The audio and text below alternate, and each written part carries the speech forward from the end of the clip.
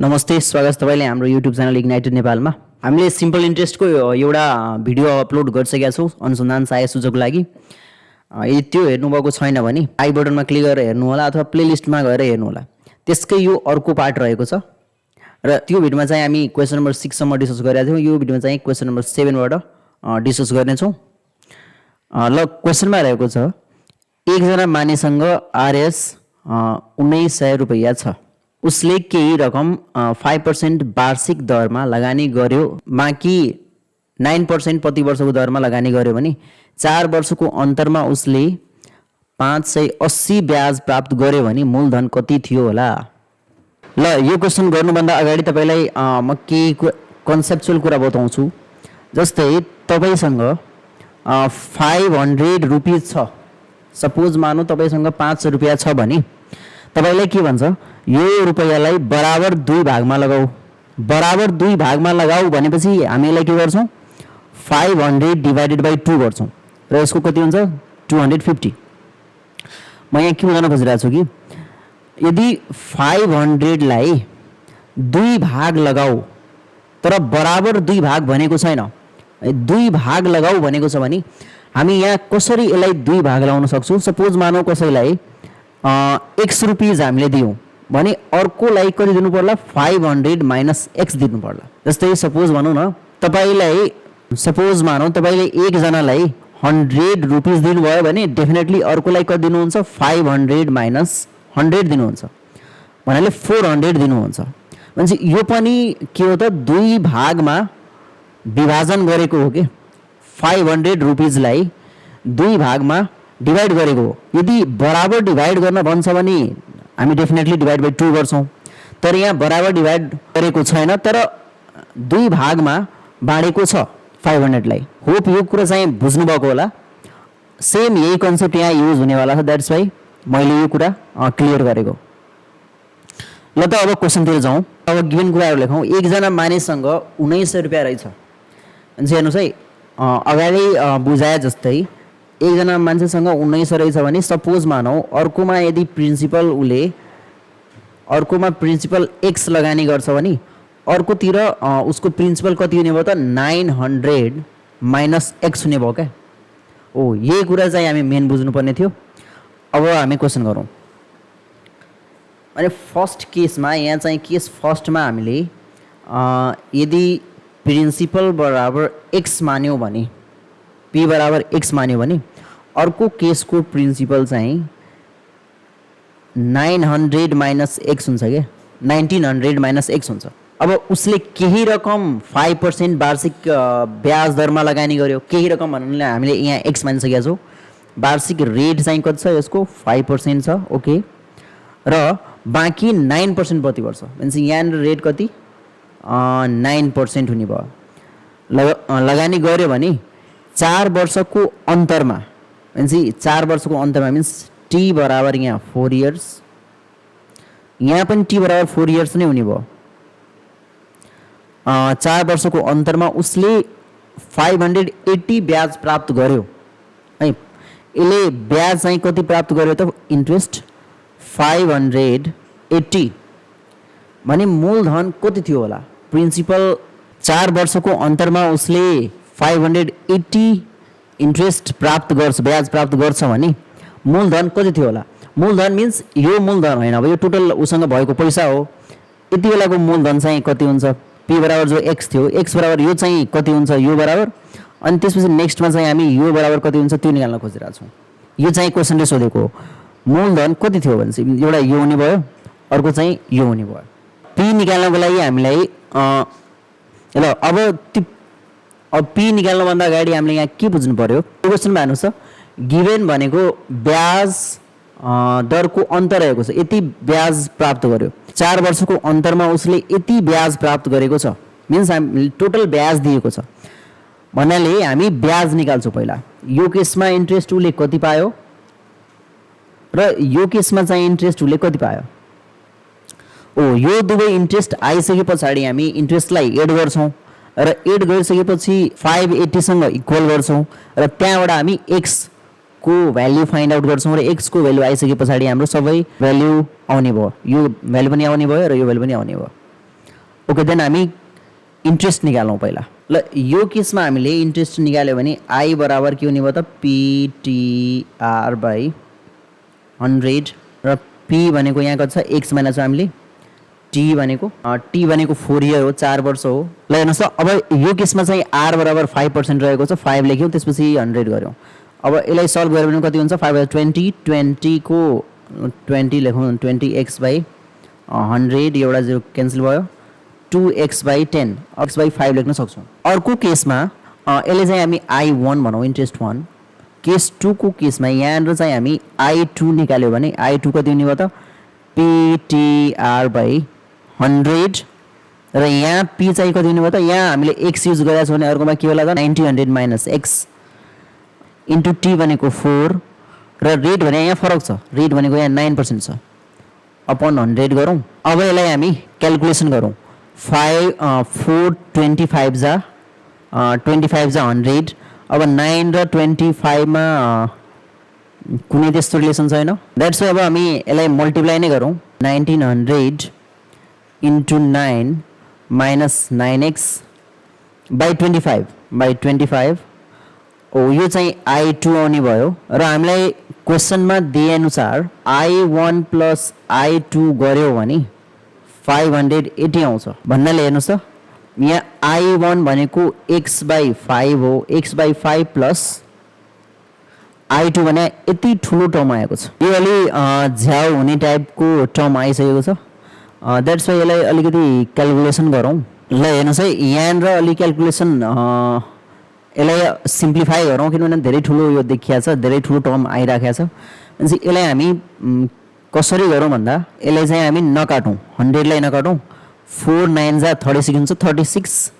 भनौँ 36 divided by 100 गर्दाखेरि 3.6 आउने भयो यहाँ चाहिँ 4 9 लाई पहिला मल्टिप्लाई गरौँ 4 9 लाई मल्टिप्लाई गऱ्यो भने 36 आउने भयो 36 900 माइनस x डिभाइडेड बाई 100 हुने भयो अब 36 लाई 100 ले डिभाइड गर्दाखेरि 0.36 आउने भयो 0.36 इन्टु 1900 माइनस x अब यसलाई भित्रपट्टि मल्टिप्लाई गर्दाखेरि 0. हेर्नुहोस् है यो 36 लाई डिभाइड गर्दाखेरि चाहिँ हामीले 0.36 लेखेका थियौँ भने अब यहाँ 1900 भनेको त 19 इन्टु 100 हो नि त द्याट्स वाइ यो चाहिँ 36 इन्टु 19 होला कि यो टर्म मल्टिप्लाई गर्दाखेरि र यतातिरको चाहिँ माइनस 0.36 होला अब यो मल्टिप्लाई गर्न हामीलाई सजिलो होला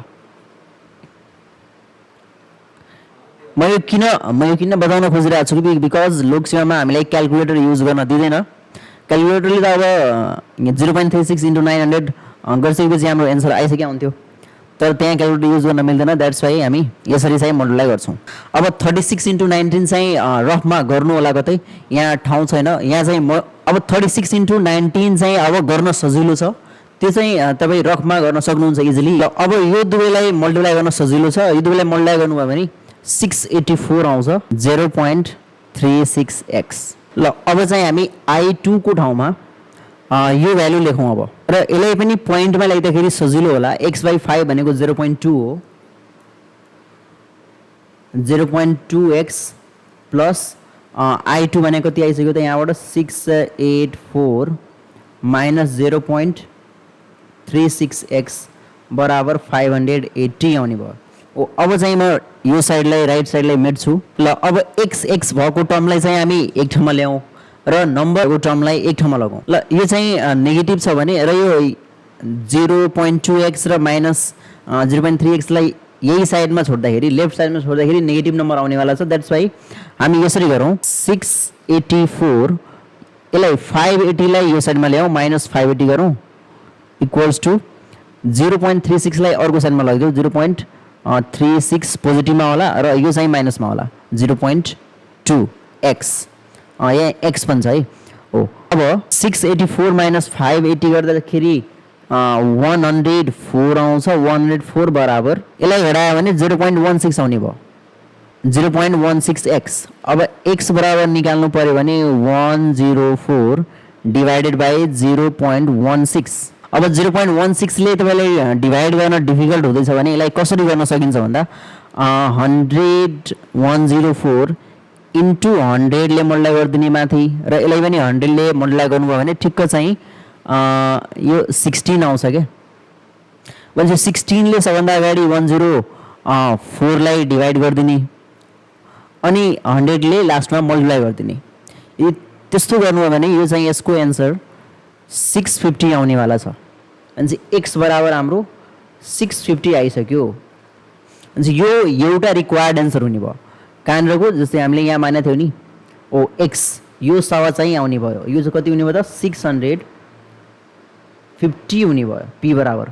अब यो 650 आइसके पछाडि यो पी पनि निकाल्न हामी सक्छौँ। 1900 माइनस 650 गर्दाखेरि यहाँको पी आउने भयो। ल त पी2 यहाँ कति हुने भयो, पी2 चाहिँ कति हुने भयो त 1900 माइनस 650, यो चाहिँ कति हुने भयो त 1250, आरएस 1250 हुने भयो।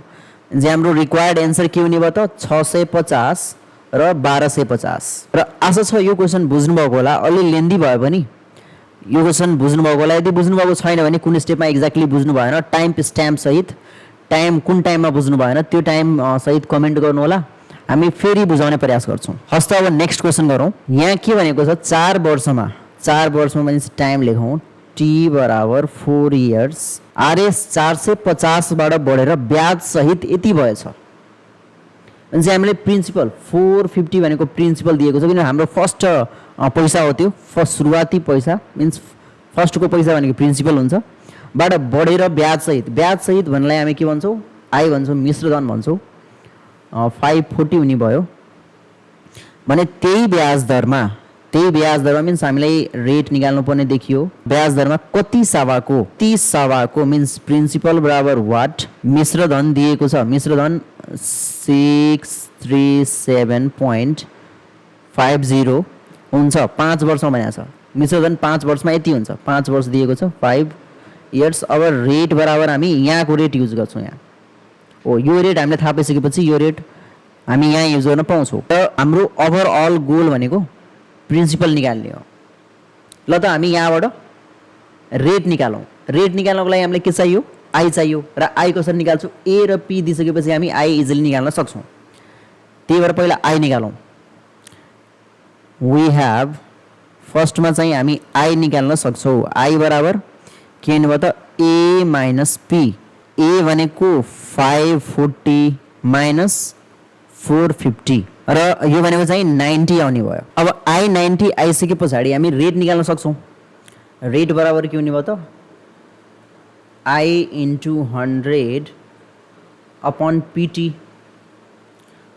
आई भने हाम्रो 90 आइसक्यो, 90 into 100 divided by P. P भनेको हेर्नुहोस् त यहाँ पी भनेको 450 हुने भयो इन्टु टी। टाइम चाहिँ कति वर्षको लागि, 4 वर्षको लागि मिन्स 4 हुने भयो। अब यसलाई क्यालकुलेसन गरौँ। एउटा जिरोले एउटा जिरो क्यान्सल गरौँ अनि 9 5 जा 45 अनि 5 20 जा 100, 20 डिभाइड बाई 4 गर्दाखेरि कति आउँछ त 5% आउने भयो। ब्याज दर 5 हुने भयो। ल अब चाहिँ हेरौँ। अब रेट आइसके पछाडि हेर्नुहोस् त, अब यो रेटलाई हामी यहाँ युज गर्न पाउँछौँ। रेट 5% आइसक्यो। रेट पनि थाहा छ हामीलाई, पी पनि थाहा छ, ए पनि थाहा छ, पी निकाल्नु पर्ने देखियो। हामी पी निकाल्नको लागि कुन चाहिँ फर्मुला युज गर्नेवाला छौँ यहाँ, पी बराबर फर्मुला सेम युज गर्ने हो, I into 100 divided by RT. यो चाहिँ युज गर्नेवाला छौँ। तर आई त यो केसमा आई हामीलाई दिएकै छैन, आई अननोन हो। यहाँ चाहिँ आई दिएको छैन मिन्स हामी के गरौँ, पी बराबर केही अलरेडी मानिदेऊ, एक्स मानिदेऊ। पी पनि थाहा छ, ए पनि थाहा छ भने हामी मजाले आई निकाल्न पाउँछौँ। हामीले यो केसमा आई बराबर कति हुने भयो त ए भनेको 637.50 माइनस एक्स हुने भयो, किनभने ए माइनस पी हुन्छ नि त, यति हुने भयो। यो फिक्स नम्बर नभए पनि आई चाहिँ यति हुन्छ। अब पी को फर्मुला लेखौँ अनि निकालौँ। सेकेन्ड केसबाट पी को फर्मुला के हुने भयो त I into 100 divided by RT. I भने हेर्नुहोस् त यहाँ तल लेखौँ, पी बराबर हामीले एक्स मानिसकेका छौँ। आई भनेको कति थियो त हेर्नुहोस् त यहाँ आई भनेको 637.50 माइनस एक्स इन्टु 100 आर हामीले यहाँ निकालिसकेका छौँ 5%, मिन्स आर 5 हुने भयो र टी हामीलाई दिएको छ। हेर्नुहोस् त, टी पनि 5 इयर दिएको छ, मिन्स टी पनि यहाँ 5 हुने भयो।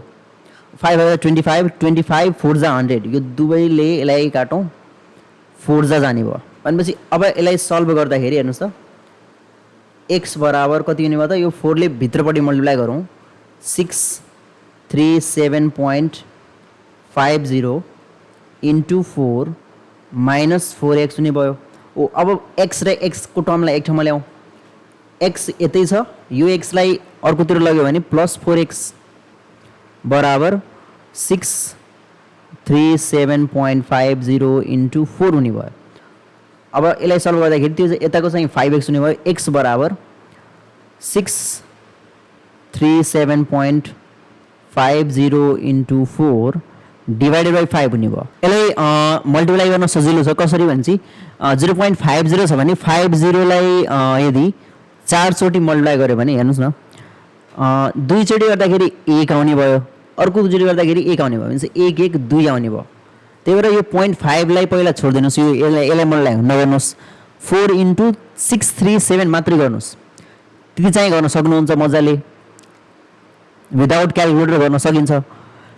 र लास्टमा आएको एन्सरमा +2 एड गरिदिनुहोस्, त्यो चाहिँ हाम्रो 637.50 इन्टु 4 को एन्सर आउँछ र त्यसलाई लास्टमा हामी 5 ले डिभाइड गरिहालौँला। मिन्स ओभरअल यहाँ हामी लेख्यौँ भने 510 आउने भयो। त्यो चाहिँ हाम्रो एक्सको भ्यालु र एक्सको भ्याल्यु नै हाम्रो प्रिन्सिपल हो र यही हामीलाई चाहिएको छ र आशा छ यो क्वेसन पनि बुझ्नुभएको होला। ल त अब हामी क्वेसन नम्बर 9 मा जाउँ। यहाँ के भनेको छ, कुनै रुपैयाँको साधारण ब्याज मूलधनको 25% छ।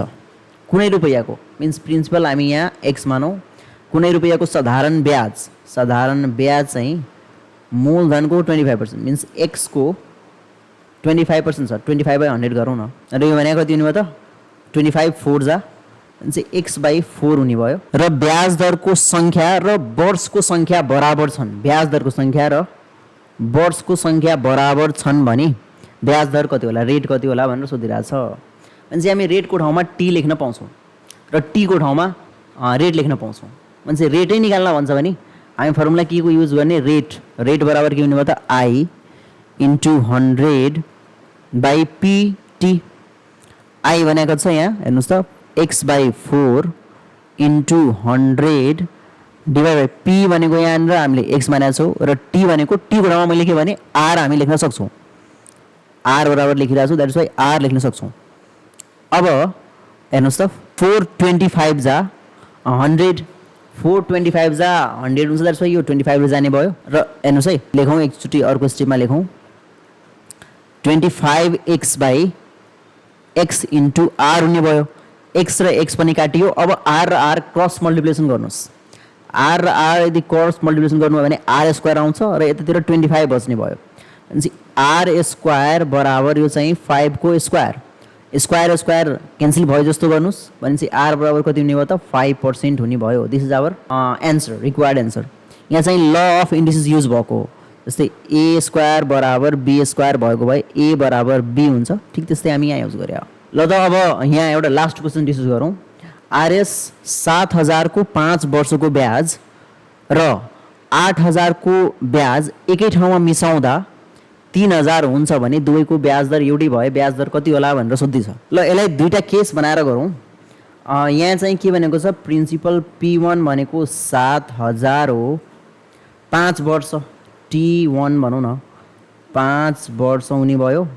त्यस्तै ब्याज मिन्स इन्ट्रेस्ट I1 भनौँ यसलाई। यहाँ चाहिँ P बराबर 7,000 र 5 वर्ष, 7,000 को 5 वर्षको ब्याज र आरएस 8,000 को ब्याज मिन्स यहाँ पनि हामी P2 लेखौँ, P2 भनेको 8,000 को ब्याज एकै ठाउँमा मिलाउँदा 3 हुन्छ, मिन्स यहाँबाट हामीले इन्ट्रेस्ट निकाल्छौँ, एउटा I1 आउँछ यहाँबाट र यहाँबाट पनि I2 आउँछ र दुई ठाउँमा मिसाउँदा मिन्स I1 प्लस I2 गर्दा 3,000 हुन्छ भनेर भन्दैछ।